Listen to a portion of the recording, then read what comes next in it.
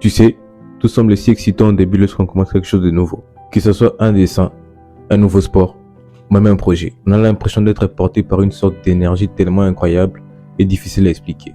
Mais petit à petit, cette énergie, elle s'efface. Et un jour, tu finis par te poser cette question. Pourquoi est-ce que je n'aime plus ce que j'aimais tant? En effet, ce que tu ressens, c'est ce qu'on appelle le momentum. Mais c'est quoi le momentum? Avant d'entrer plus en détail sur l'explication de ces termes, revenons un peu en arrière. Dans la précédente vidéo, on a eu à voir comment est-ce qu'on peut créer une habitude en réorganisant son espace, non seulement pour avoir un esprit organisé afin d'accomplir des tâches. Avoir une habitude, c'est déjà une grande chose, c'est déjà un grand pas à féliciter. Organiser son espace, c'est encore une très bonne chose. Savoir les tâches que l'on doit faire, c'est mieux. Mais l'une des choses qu'il faut retenir, le plus important, c'est la fréquence à laquelle on maintient les habitudes qu'on a eu à placer. Je m'explique. Imaginez, vous tirez une boule, et lorsque vous la lâchez, le mouvement de la première se met à influencer les mouvements des autres. Et lorsque vous remarquez le mouvement des boules simultanées, cela ne demande plus une force extérieure afin de provoquer cette énergie pour maintenir ce rythme. Dans nos vies, c'est pareil. Lorsqu'on commence quelque chose pour la première fois, cela demande tellement de l'énergie, ça peut être mentale ou physique. Il nous faudra de l'élan parce que cela ne fait pas partie de nos habitudes. Sache que si tu t'arrêtes, tu devras recommencer. Et pour recommencer, ça te demandera encore plus d'efforts. Je veux être honnête avec toi. Ça m'arrive tout le temps. Prenons le dessin. Surtout quand j'enchaîne les dessins. Ça peut paraître pour l'une de mes vidéos, encore pour une des personnes. Je sentais que cette fatigue mentale commençait à impacter même mon envie, le plaisir que j'avais et même la force de dessiner. Et là où ça devient encore plus difficile, c'est lorsque cela touche encore d'autres aspects de ma vie.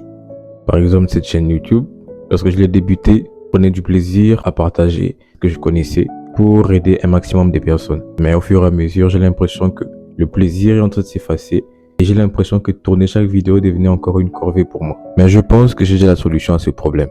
Et j'ai laissé un indice dans la vidéo précédente. Mais à quoi sert ces journaux juste en dessous de ma Bible? Le journaling, c'est quoi? Une définition simple et facile à comprendre. Le journaling, c'est comme un journal intime. Plus sérieusement, le journaling, c'est comme un journal de bord qui te permet d'écrire tes journées, la manière dont tu effectues tes tâches et penser à voir ton évolution par rapport à ce que tu écris.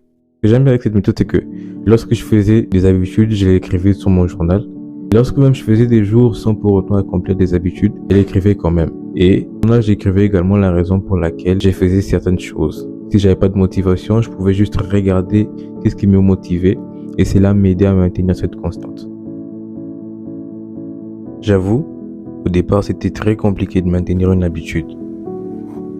Surtout les 30 premiers jours. J'en ai eu vraiment du mal. Mais avec de la persévérance et de la discipline, aujourd'hui je suis au jour 51.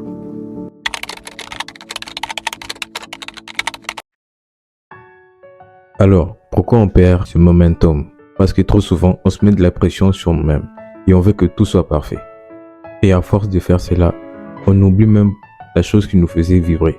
Et une fois qu'on s'arrête, c'est dur de relancer la machine. Très dur. Imagine un peu que cette flamme représente les momentum constants. Ou encore cette flamme qui vibre en toi. Puis au fur et à mesure de la température et de la pression du vent, elle finira par s'éteindre un jour.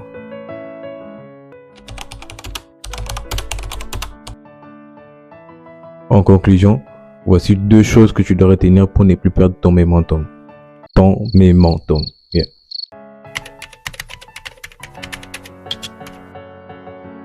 La première des choses, c'est revenir à la base. Souviens-toi pourquoi tu as commencé. Parfois, il suffit de faire quelque chose de simple, sans pression.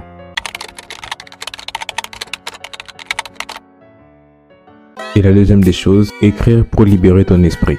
Essaye de noter tes pensées, tes doutes que tu ressens et même ce que tu veux accomplir. Voilà, le momentum c'est comme une roue. Plus tu la fais tourner, plus c'est facile. Mais si tu t'arrêtes, ça peut paraître très difficile de repartir. Ce qui compte, ce n'est pas abandonner même si c'est petit. Moi, ce qui m'aide à tenir, c'est ces petits carnets. Et toi, dis-le-moi en commentaire. Surtout aujourd'hui, prends le temps d'avancer vers ce qui te fait vibrer. Allez, on avance ensemble. God bless you. C'était GG.